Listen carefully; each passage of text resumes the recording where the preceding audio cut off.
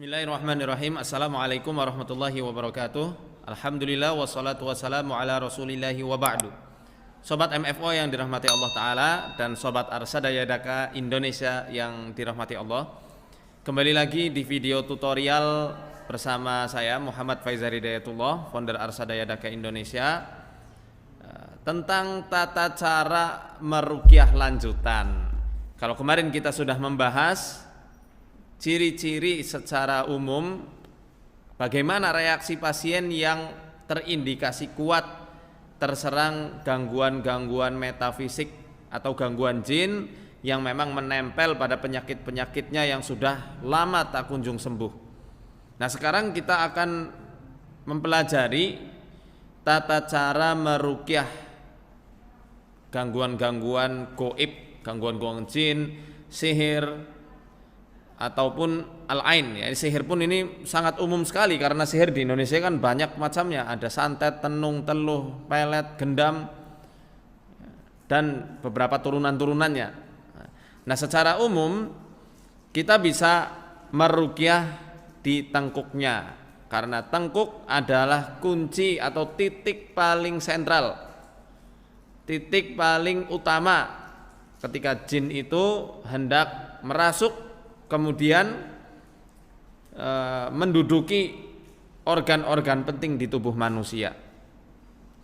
Syekh Sayyid Ali Al-Murtada dalam kitabnya dijelaskan tatkala jin itu sudah mulai merasuk ke tubuh manusia, maka pertama kali organ yang mereka tekan adalah di qafiyatur ra's, itu di sini. Ya, di area tengkuk. Kenapa kok harus tengkuk yang kita pegang di sini ya? Di tengkuk sini, di pangkal atau di ujungnya. Ya, kenapa kok di situ yang harus dipegang? Nah, ini berdasarkan hadis Nabi SAW ya, yang diriwayatkan oleh Al-Imam Al-Bukhari dan juga Al-Imam Muslim dari hadisnya Abu Hurairah radhiyallahu anhu, anna Rasulullah sallallahu alaihi wasallam qala yaqudu syaitanu ala qafiyati ra'si ahadikum idza nama. Rasul sallallahu alaihi wasallam bersabda, setan itu akan mengikat pada tengkuk salah seorang di antara kalian apabila dia hendak tidur. Salata uqadin. Jadi mereka itu, setan-setan itu akan mengikat 3 ikatan di tengkuk kepala manusia, di tengkuk manusia. Yadribu ala kulli uqdatin makanuha alaika lailun tawilun farqud. Jadi dia betul-betul menancapkan ikatan-ikatannya itu di tempat-tempatnya, di 3 tempat itu, sambil dia itu mengucapkan alaika lailun tawilun farqud. Kamu memiliki malam yang panjang, gak usah bangun malam, gak usah sholat malam, gak usah wudu, udah berbaring lagi, rebahan lagi. Fa in istayqadha fadzakarallaha azza wa jalla in hallat 'uqdah. Apabila orang itu bangun kemudian dia berzikir kepada Allah Ta'ala, maka 1 ikatan akan lepas. Fa in tawadda'a in hallat 'uqdah. Apabila dia beranjak dari tempat tidurnya kemudian dia melakukan wudu, 2 ikatan lepas. Fa in shalla, kemudian kalau dia melaksanakan sholat malam, in hallat 'uqduhu kulluha, maka semua ikatan-ikatannya akan terlepas semuanya.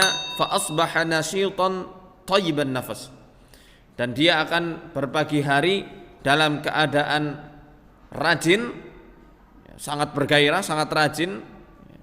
Dia betul-betul bersemangat di pagi harinya dan memiliki jiwa yang baik. Wa illa, tapi apabila itu tidak dilakukan, asbaha khabithun nafas kaslanun, dia akan berpagi hari dengan jiwa yang buruk dan penuh dengan kemalasan, letih, lesu, tidak bersemangat untuk beribadah, tidak bersemangat untuk bekerja, tidak bersemangat untuk belajar, tidak bersemangat untuk murojaah, atau bahkan hanya untuk sekedar zikir pagi saja tidak bersemangat. Kenapa? Karena masih banyak ikatan-ikatan setan yang masih ada di mana? di qafiyatur ra's, di tangkuknya. Maka apa yang dimaksud dengan al-qafiyah? Para ulama menjelaskan al-qafiyah hiya muakhirul unuq wa qila muakhirur ra's wa qila wastuhu. Jadi yang dimaksud al-qafiyah adalah ujungnya leher atau di ujung kepala di sini. Wa qila wastuhu, ada yang mengatakan juga ada di tengahnya di sini, di tengah-tengah leher. Ya intinya di sepanjang tengkuk ini ya ikatan-ikatan mereka itu termasuk bagian dari qafiyatur ra's. Tapi yang paling tepat ada di sini. Ya, ada di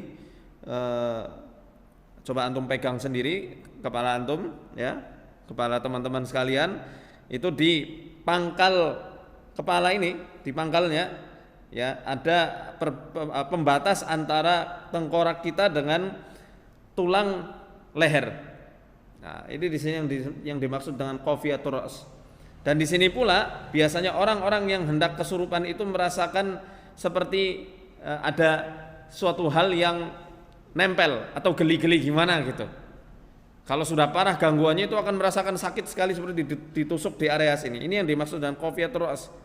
Nah, ini bisa dipegang di sini untuk meruqyah lanjutan orang-orang yang kena gangguan jin, sihir atau kena ain. Nah, kalau misal teman-teman sudah mencari mana yang dimaksud dengan qafiyatur ra'si atau al-qafiyah, itu ada di sini. Mohon maaf. Ini kan maaf ya Mas. Nah, ini tulang tengkorak ya. Nah, ini adalah tulang leher. Sepanjang ini disebut sebagai qafiyah sebenarnya, tengkuk. Ada ulama yang menjelaskan qafiyah itu ada di sini, di tengah. Di tengah-tengah. Tapi yang paling tepat, yang paling rajih, yang paling kuat, qafiyah itu ada di sini. Ini kan ada lekukan kecil. Nah, ini terlihat ya. Kebiasaan orang-orang yang sudah lama dirasuki oleh jin, ketika ada jin yang mau menguasai dirinya, di area sini itu terasa seperti ada getaran-getaran kecil, dan itu kadang-kadang membuat orang itu geli-geli. Geli gimana gitu ya. Seperti ada hal yang nyangkut di sini, menjadi beban. Kalau sudah parah gangguannya itu kayak ketusuk sekali. Dan rasa sakitnya itu ada di dalam banget, bukan di sininya. Ini kan masih di ujungnya. Itu ada di dalam sekali. Ini kita bisa pegang di area sini. Nah, bisa begini megangnya, atau bisa dipegang dengan satu jari saja. Sambil dibacakan ayat-ayat ruqyah, misalnya waktu awal mula diagnosa, kalau ketika dibacakan ayat-ayat sihir reaksinya jauh lebih dominan, ya bacakan terus ayat-ayat tentang sihir.